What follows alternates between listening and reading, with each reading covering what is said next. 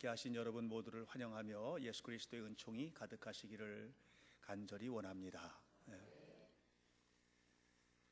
오늘부터 오늘 포함해서 13주간 동안 예수님의 제자 이야기를 함께 나누려고 합니다. 예수님의 제자 12명에 관한 이야기를 함께 나누려고 합니다. 예수님의 제자들이 누구이고 어떤 삶을 살았는지에 대한 지식을 얻으려고 하는 나눔이 아니고 예수님의 제자들 같은 그런 사람들 하나님 쓰셨고, 그리고 또 우리는 하나님 앞에 어떻게 쓰임받고 또 어떻게 복을 받고 누릴 수 있을지에 대한 이야기를 함께 나누고 싶습니다. 다시 말하면 우리들의 이야기를 함께 나누는 예수님 제자들의 순례가 되기를 간절히 바랍니다. 오래전에 지금은 쑥 커버린 청년들이 됐지요. 그 아이들 데리고 유럽에 기행을 갔을 때 그 해에는 아이들을 먼저 데리고 바티칸을 갔습니다. 바티칸은 박물관이 굉장히 유명하고요. 또 거기에 가면 가톨릭의 수장인 교황을 뽑는 시스티나 성당이라는 예배당이 있고, 또 우리가 너무 잘 알고 있는 성베드로 대성당이 자리 잡고 있는 곳입니다. 잘 따라와서 이제 설명을 하고, 그리고 베드로 대성당 바로 앞에 나오면 발코니가 있습니다. 거기서 광장의 모습을 쭉 보여준 후에 아이들에게 이야기를 했습니다. 여기서 한 30분 정도 더 소요한 다음에 저쪽에 있는 광장 끝에 열주들, 기둥들이 쫙 있거든요. 기둥 끝나는 데서 만나도록 하자고 여러 차례 확인을 하고 강조를 하고 자유시간을 주었습니다. 한 30분 정도 둘러보도록. 사람이 너무 많으니까 데리고 다니면서 함께 설명하는 게 참 어렵거든요. 30분이 지나서 이제 제가 거기 경비요원들이 서 있는 경비 초소가 있고, 초소를 나오면 광장입니다. 다시 들어오지 못하거든요. 거기를 나와서 약속 장소에서 기다리는데 10분이 지나도 안 오는 거예요. 20분이 지나도 안 오는 거예요. 30분이 지나도 안 오는 거예요. 그러니까 이제 그렇게 되니까 다급해지기 시작합니다. 제가 여기는 우리나라가 아니거든요. 광장에도 사람이 많고 그 광장은 또 어마어마하게 넓고 예배당 안에도 사람이 많고, 그 예배당도 세계에서 제일 큰 예배당이에요, 베드로 대성당이. 그래서 거기서 사람을 찾는 것도 쉽지가 않아요. 그런데 애들은 없고, 그러니까 막 속이 타기 시작합니다. 1시간을 찾아다녔습니다. 1시간을. 그렇게 하다가 헤어졌던 데를 다시 가봐야 되겠다 하고 경비원에게 양해를 구한 후 그곳으로 다시 들어갔더니 거기 있는 거예요. 얼굴이 하얗게 질려서. 이 아이들이 자기네들끼리 얘기하느라고 그렇게 약속 장소를 몇 번 강조를 했는데도 그걸 안 들은 거예요. 여러분, 우리가 인생을 살다 보면 때때로 여기는 내가 원하는 자리가 아닌데 길을 잃어버린 거예요. 내가 생각했던 방향은 이 방향이 아닌데 방향을 잃어버린 거예요. 어디로 가야 될지, 뭘 해야 될지, 왜 이렇게 됐는지 이것을 전혀 알지 못하고 방황하게 되는 순간들이 옵니다. 사실 우리가 열심히 살 때에는 내가 열심히 살면 되는 줄 알았거든요. 내가 열심히 사는 것이 또 옳다고 생각을 했단 말이에요. 사도 바울이 그랬잖아요. 사도 바울이 변화되기 전에 예수님 믿는 사람들을 죽이고 스데반도 죽이고 막 잡아 가두고 이런 일을 열심히 하면서 이 일이 잘못된 일이라는 생각을 한 번도 해본 적이 없잖아요. 우리가 걷고 있는 이 길이 잘못된 길이라는 게 너무 분명하면 안 갈 거잖아요. 내가 하고 있는 이런 말과 행동과 삶이 잘못된 것이라는 것을 확실히 알면 안 할 거죠. 이것이 가져다 줄 결과가 얼마나 비참한 것인지를 알면 안 하겠지요. 그런데 다 잊어버리고 사는 거예요. 그랬다가 바울이 예수님을 만난 다음에 그제서야 깨달았어요. 아, 내가 잘못 살았구나. 이렇게. 여러분, 예수님을 진짜 만나기 전까지는 깨닫지 못하고 느끼지 못하는 일들이 너무너무 많아요. 바울이 예수님을 만난 다음에 그제서야 깨닫고 빌립보 3장에 이렇게 말했습니다. 나는 정말 잘 사는 줄 알았더니 내가 쓰레기 같은 인생을 살았구나. 제가 굉장히 포장해서 얘기하는 거예요. 바울은 더 심한 얘기했어요. 뭐라고 그랬냐면 배설물 같은, 똥 같은 인생을 살았구나. 이렇게 얘기했어요. 저는 이제 12제자들 이야기를 하려고 해요. 이 사람들은 나름 자기들이 인생에서 시골 촌에서 살았고 했지만 자기 나름대로는 그래도 자기의 삶을 살았던 사람들이에요. 그런데 그들이 예수님을 만난 후에 전혀 다른 인생이 되었어요. 내가 내려지고 예수님이 내 인생의 주인이 되니까 내가 펼치던 쇼가 끝나고 예수님이 연출하시는 드라마가 시작된 거예요. 우리는 그 삶을 살아야만 합니다. 우리는 흔히 생각을 할 때 미래가 다가오는 방향이 과거, 현재 잘 준비되면 미래가 오는 것이라고 생각을 합니다. 근데 저는 성경을 읽다가 어느 순간 이거를 깨달았어요. 미래는 많은 경우에 그렇게 오죠. 잘 준비하면 준비한 결과로 미래의 열매를 따먹게 돼요. 그러나 결정적인 것은 그렇게 오는 것이 아니고 주어지는 것이에요. 위르겐 몰트만이 희망의 신학에서 이렇게 말합니다. 미래는 과거와 현재의 상태에서 생겨나는 것이 아니라 아직 오지 않은 것, 바깥, 즉 하나님께로부터 주어지는 것이다. 이해가 안 되실 수 있는데 잘 보세요. 베드로는 자기가 잘 준비해서 위대한 사도가 된 게 아니에요. 그냥 하나님께서 주신 거예요. 그거를 깨닫고 받고 누렸더니 위대한 사도가 된 거예요. 사도 바울이 그렇게 엄청난 선교사가 될 거라는 것은 꿈도 꿔본 적이 없어요. 그런데 그가 역사상 최고의 작품 성경을 13권을 남기는 사람이 되었고 또 위대한 사도가 되고 선교사가 됐어요. 이거는 하나님께서 주신 거예요. 여러분, 희망을 갖게 되시기를 바랍니다. 우리가 지금 살고 있는 삶의 현장이 어쩌면 내가 원하는 것, 어쩌면 내가 생각하는 것, 어쩌면 내가 꿈꾸는 것이 그 자리가 아닐 수도 있어요. 그러나 그곳에서 우리는 곰곰이 생각해야 돼요. 하나님께서 주실 것을 기다리고 하나님께서 주신 것을 누리고 하나님께서 주실 축복을 꿈꾸는 은혜로운 성도들이 되시기를 간절히 바랍니다. 그래서 내게 희망이 있는 게 아니라 내 실력이 희망이 아니고 예수님이 희망이다. 내가 준비한 것이 그것이 내 미래의 근거가 아니고 하나님이 내 미래의 근거다. 하나님이 하신다. 하나님이 이끄신다. 믿으시기를 축원합니다. 이를 위해서 우리는 제자들의 삶을 한번 살펴보면서 중요한 전제, 내가 끝나야 되는 거예요. 내가 끝나야 돼. 유럽을 여행하다 보면 예수님의 12제자에 관한 그런 기록들을 그 기록이나 아니면 사진, 그림이나 아니면 예배당에 이렇게 조각되어 있는 12제자 상이나 이런 것들을 만나게 됩니다. 정말 아름다운 12제자의 모습을 우리가 보게 돼요. 그런데 그들은 그렇게 아름다운 역사를 남겼지만 그들의 시작은 그렇지가 않았어요.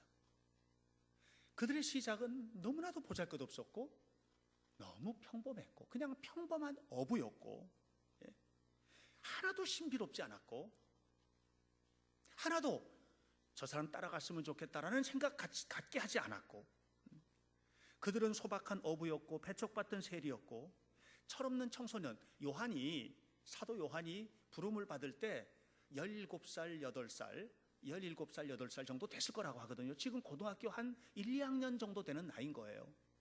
철없는 청소년, 결함투성이의 사람, 스승을 팔아먹고 자기 살자고 예수님 자기 스승을 부인하고 저주하고, 요한의 형제는 가다가 자기들 기분 나쁘게 한다고 하늘에서 불을 내려서 다 죽였으면 좋겠다고 막 소리 지르고 이랬던 사람들. 그런데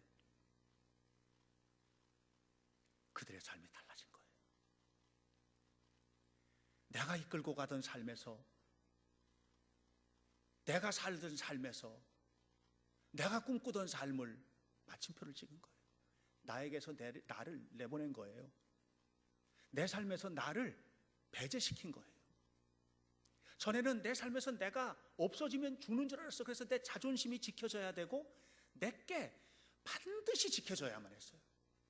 그런데 주님을 만나고 난 다음에 이게 그냥 빠져나가 버린 거예요.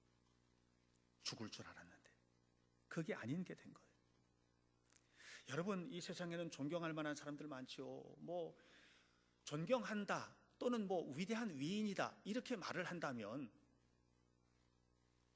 석가모니나 마호메트나 공자나 이 세상의 역사 속에 살았던 한 인물로서 뭐 존경심을 가질 수 있겠지.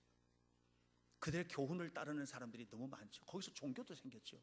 사실은 종교가 생겨서는 안 될 사람들인데. 근데 우리 예수님은 어떻게 하셨습니까? 교훈을 남긴 것뿐만이 아니에요. 그냥 자신을 주셨어요. 다 주셨어요. 자기를 버리신 거예요. 이게 예수님께서 우리를 위해서 하신 가장 위대한 일이에요. 그냥 자기를 버려버리신 거예요.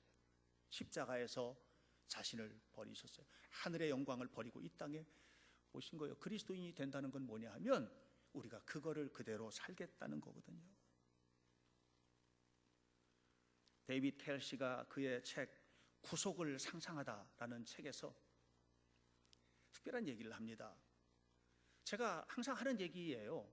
여러분, 하나님께서 우리에게 무슨 뭐 돈보따리 갖다 주고 무슨 직장에 좋은 직장 갖다 주고 이게 아니거든요. 하나님이 우리에게 주시는 건 말씀을 주세요. 말씀을 주세요. 말씀을 주십니다. 그 다음에 말씀에 대한 태도가 우리의 삶을 결정하는 거예요. 하나님이 우리에게 말씀을 주시는 거예요. 데이빗 켈시는 그 얘기를 해요. 조금 다르게 이렇게 말합니다. 예수님은 우리에게 새로운 정체성을 주심으로 새로운 세상을 창조하신다. 새로운 정체성을 주심으로 새로운 세상을 창조케 하신다. 정체성이라는 게 뭡니까? 너 누구야? 할 때 나 누굽니다 하고 대답하는 게 정체성이거든요. 자, 예를 들겠습니다. 옛날에 베드로는 너 누구냐? 그러면 나 어부입니다 이렇게 대답했습니다. 이게 정체성입니다. 고기 잡는, 갈릴리에서 고기 잡는 어부입니다. 이게 정체성입니다. 그런데 예수님께서 이 정체성을 바꿔놓으셨어요. 뭐라고 바꿨느냐 하면 이게 세계관의 바뀜인데 사람 낚는 어부로 만들어주신 거예요. 너는 이제는 갈릴리 바다에서 고기 잡는 어부가 아니라 사람 낚는 어부가 될 거야.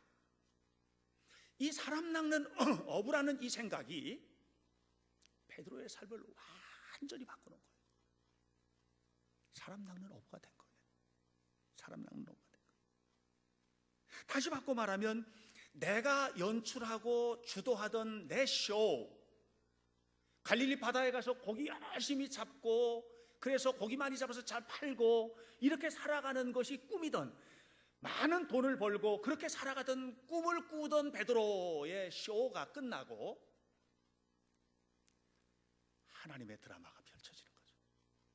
그건 뭐냐면 세계를, 갈릴리를 아니고 갈릴리 바다에 있는 물고기가 아니고 세계를 품에 안아라. 너는 그런 사람이 될 거야. 이 정체성의 변화가 베드로를 바꾸는 거예요. 여러분, 교회 이름 걸고 등록하고 하면 다 교인 되죠.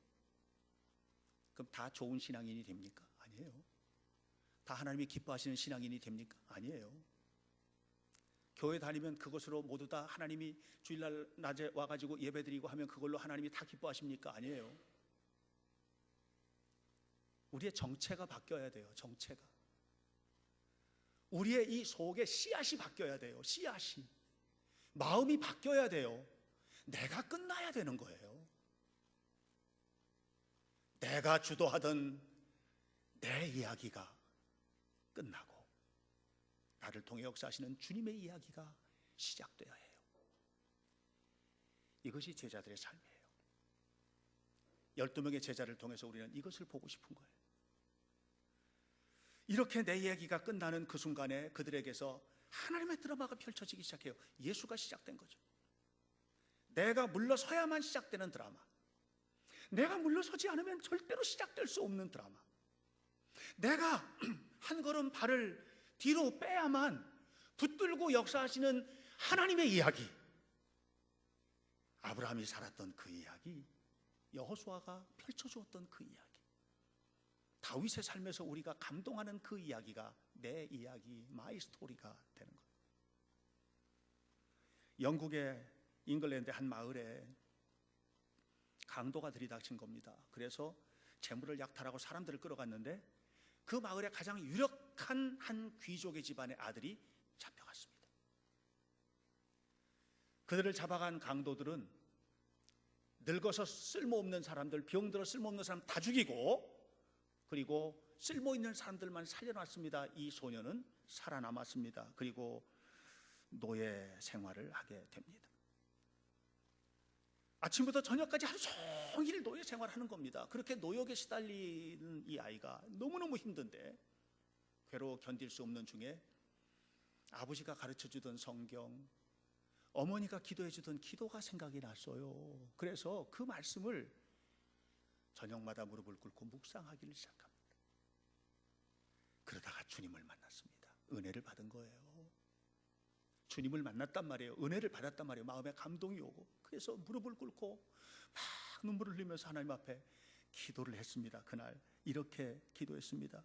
하나님, 저를 예전과 다른 사람을 만들어 주셔서 감사합니다. 다른 사람들을 돌아보고 그들을 도울 수 있는 사람으로 만들어 주셨습니다. 감사합니다. 하나님, 그것을 여기서 깨달았습니다. 저를 노예 만들어 주신 것을 감사합니다. 어떻게 노예 만들어 준 것까지 감사할 수 있을까요? 주님을 만나야 되는 거예요. 어떻게 저주의 현장이 축복이 돼요? 주님을 만나야 되는 거예요. 나는 할 수 없어요. 주님께서 하시는 거예요. 이 소녀는 꿈이 컸던 소년이에요. 그런데 내 꿈이 그냥 무너진 거예요. 그리고 하나님께서 쓰시옵소서 하고 고백합니다. 그때서부터 이 소년이 아침 저녁마다 기도하고, 그리고 때를 따라 금식하면서 하나님 앞에 기도 생활을 시작을 하고 하나님 앞에 나가기 시작합니다. 그래서 이때서부터 사람들이 점점 시간이 지나면서 이 소년을 뭐라고 불렀느냐 하면 거룩한 소년이라고 부르기 시작. 천신만고 끝에 6년 만에 이 아이가 집으로 돌아옵니다. 우리가 흔히 신앙생활을 하면서 축복을 어떻게 생각하느냐 하면, 예수 믿었더니 병 났다, 예수 믿었더니 해결됐다, 예수 믿었더니 좋아졌다, 예수 믿었더니 좋은 직장 생겼다, 이렇게 생각합니다. 그러나 그건 아닙니다. 이 소년이 돌아온 것은 예수 믿어서 돌아온 게 아니라 예수 믿고 변화된 삶을 산 거예요. 날마다 하나님 앞에 가까이 간 거예요. 매일 그렇게 산 거예요. 그리고 하나님께서 그를 통해서 일하기 시작하시는 거예요. 돌아와서도 그는 매일 경건 생활을 합니다. 우리로 말하면 새벽마다 기도하고 저녁에도 기도하고 금식하고 주일 예배를 드리고 성경을 읽고 이 생활을 한 거죠. 그렇게 하나님 앞에 사는 어느 날 거룩한 꿈을 꾸었습니다. 그리고 꿈을 깨서 아침에 일어나서 하나님 앞에 소원을 합니다. 하나님, 나를 노예 생활했던 그 강도들에게로 가겠습니다. 그리고 그리 돌아갈 것을 꿈꿉니다. 사람들이 다 반대하죠. 부모님도 다 반대하죠. 그런데 이 소녀는 그 땅으로 돌아갈 것을 준비하기 시작합니다. 신학을 공부합니다. 성경을 체계적으로 공부를 했습니다. 그렇게 하고 그 땅으로 돌아갔습니다. 가서 복음을 전합니다. 강도들이 돌아오고 사람들이 돌아오게 됩니다. 이 사람이 바로 패트릭입니다. 북아일랜드가 복음의 나라가 된 겁니다. 지금도 그를 일컬어서 우리는 성 패트릭이라고 부릅니다. 사랑하는 여러분, 내가 열심히 살면서 꿈꾸던 나의 쇼를 닫고 그 막을 내리고 주님이 내 안에 오셔서 주님께서 일하시고 주님께서 역사하시는 삶의 현장에 맡겼을 때 아일랜드의 운명을 바뀌는 그런 소년이 된 거란 말이에요. 여러분, 신앙생활이라는 게 뭡니까? 내가 열심히 하는 겁니까? 열심히 해야죠. 왜 열심히 하십니까? 그때 우리 이렇게 고백해야 됩니다. 예수님께서 나를 이끌어 가시니 나는 거부할 수 없어요. 여러분, 근데 그게 아니고 내가 열심히 하다 보니까 지치는 거예요. 내가 열심히 하다 보니까 하기 싫은 거예요. 어느 순간인가. 여러분, 내가 열심히 무언가를 만들어내는 것이 아니라 이미 주어진 말씀대로 살아가는 거, 이미 부르신 하나님 앞에 충성스럽게 행하는 거, 이것이 주님의 드라마를 만들어가는 열쇠인 겁니다. 주님의 말씀이 삶에 적용된다는 것은 뭡니까? 이제는 나는 끝났다는 겁니다. 나는 끝났으니까 내가 없어집니까? 놀랍죠? 내가 하나님 이건 쓰레기입니다 하고 바울이 자기의 과거를 버린 겁니다. 그랬더니 하나님이 그걸 딱 들어다가 닦고 갈고 빛나게 세워서 바울을 세우시는 거예요. 내가 버린 줄 알았던 나는 분명히 버렸는데 이제는 내 것이 아닌 주님의 것인 나를 붙들고 그 나를 통해서 위대한 드라마를 쓰시는 거예요. 이것이 새로운 나의 스토리. 사도 바울은 이런 이야기를 고린도후서 5장 17절에서 새로운 나, 새로운 피조물, 새로운 삶, 새로운 이야기의 사람이라고 말합니다. 내 인생에서 주어가 바뀐 거예요. 옛날에는 내가 주어야, 그러니까 하나님이 목적어가 되는 거죠. 하나님이 그냥 내 삶을 이루어가는 어떤 대상, 목적 뭐 이런 거가 되는 거예요. 또 내가 주어가 됐을 때 내 인생의 궁극적인 목적어가 달라. 그 세상에서 잘 되는 거죠. 근데 이게 바뀐 거예요. 내가가 아니고 주님이 주인이 되신 겁니다. 삶이 바뀌어지는 것입니다. 내가 원하는 것을 하는 것이 아니라 주님이 정말 원하시는 것이 무엇인지 꿈꾸고 살아가는 사람이 되는 것입니다. 저는 예수님의 제자들을 함께 묵상하면서 제자들이 어떤 사람이냐? 여러분, 그거 공부하면 됩니다. 그러나 이 시간 하나님이 선포하시는 말씀, 하나님의 말씀이 선포되는 이 공간에서 저와 여러분이 함께 깨닫게 되기를 원하는 것은 12명의 제자 한 사람 한 사람이 모두 다 달라요. 그 한 사람 한 사람을 통해서 일하실 때 모두 다른 우리들, 색깔이 다르고 생각이 다르고 지식이 다르고 모습이 다르고 성별이 다르고 나이가 다른 우리가 하나님의 드라마를 어떻게 써가고 위대한 승리자가 될지를 나누고 싶은 것입니다. 성 프란시스가 제자들과 금식을 시작을 했습니다. 3주간의 금식을 작정했습니다. 우리 흔히 금식을 하면 기도원에 들어가서 3주간 금식합니다 하면 조용히 성경 읽고 기도하고 그러다 나오죠. 성 프란시스의 기도는 그렇지 않아요. 일도 해야만 했고 전도도 나가야만 했고 일상생활을 다 하면서 금식을 하는 겁니다. 하루는 제자들과 함께 전도를 하러 나갔습니다. 이미 여러 날 금식을 했기 때문에 모두 다 배가 고프고 견딜 수가 없죠. 참아내야만 하는데 선생님과 함께 전도를 나간 겁니다. 그런데 여러분, 어느 순간인가요? 뭔가 내 눈에 딱 들어오면 다른 아무것도 안 보이게 되는 순간이 있잖아요. 한 제자에게 길거리에서 파는 죽이 들어온 겁니다. 죽. 그런데 그 순간 선생님도 안 보이고 다른 동료들도 안 보이고 죽그릇만 보인 거예요. 뛰어가서 죽사발을 들이켰습니다. 그 순간 어떻게 됐을 것 같아요? 다 손가락질하고 저놈 봐라 하고 싸해진 겁니다. 그러자 성 프란시스가 그의 곁으로 다가갔습니다. 그리고서는 자기도 죽사발을 들이킨 거예요. 그리고 제자들에게 말했습니다. 금식은 끝났다. 이제 진정한 금식이 시작된다. 그것은 아무도 판단하지 않고 아무도 비판하지 않고 아무도 비난하지 않고 예수님의 마음을 품는 것이라고 말했습니다. 사랑하는 여러분, 진짜 신앙생활을 한다는 것이 무엇입니까? 우리가 정말 하나님의 자녀가 된다는 것이 무엇입니까? 그것은 주님의 마음을 품는 것입니다. 예수님이 그렇게 사셨습니다. 사람들이 저 사람 왜 저 사람들이랑 어울려 할 때 삭개오의 집에서 들어가셔서 쉬셨어요. 삭개오의 집에 들어가서 드셨어요. 사람들은 다 비난하는데, 사람들이 모두 비난하고 돌멩이 들고 간음하다가 현장에 잡힌 여인을 때려 죽이겠다고 할 때 예수님은 그 여인을 품에 안으시고 용서해 주셨어요. 사람들이 왜 저렇게 수준 낮게 사실까 이렇게 할 때 예수님은 그렇게 사셨어요.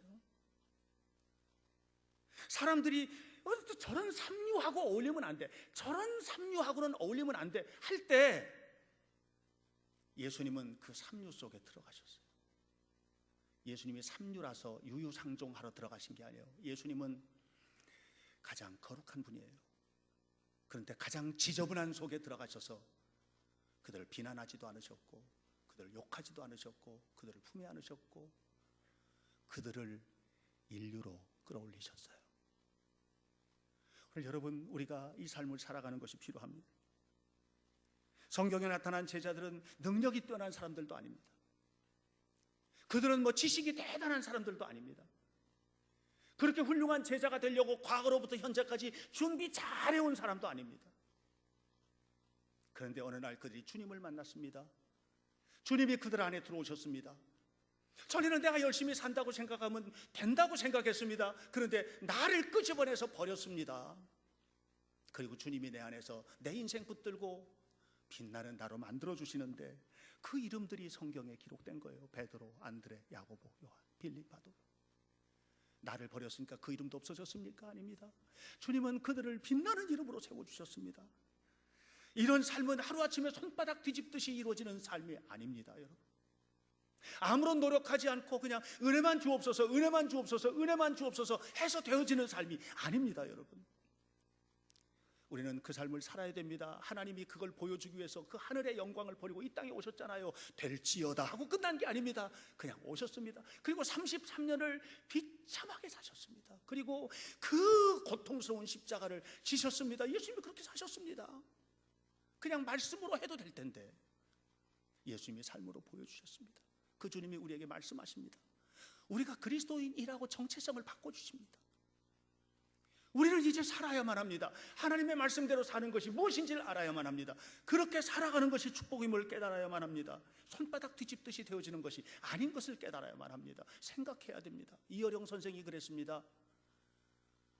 제일 어리석은 것은 생각하지 않고 배우는 것이라고 그랬습니다. 공부를 할 때 의심해야죠.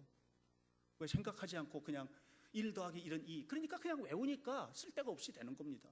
이어령 선생이 그랬습니다. 자기는 천자문을 배울 때 천지현황,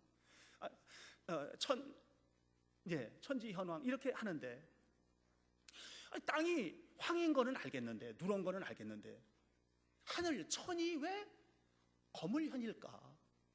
왜 하늘을 아무리 봐도 푸른색인데 왜 검다고 하지? 그래가지고 이게 너무너무 궁금해가지고 견딜 수가 없었대요. 우주황홍, 우주가 넓은 거는 알겠는데 우주가 왜 거칠어? 왜 우주가, 홍은 알겠는데 어떻게 거칠 황자를 썼을까? 이런 것들 때문에 자기는요 막 너무 힘들었대요. 그래서 우주 홍황. 여러분, 왜 신앙생활 하십니까?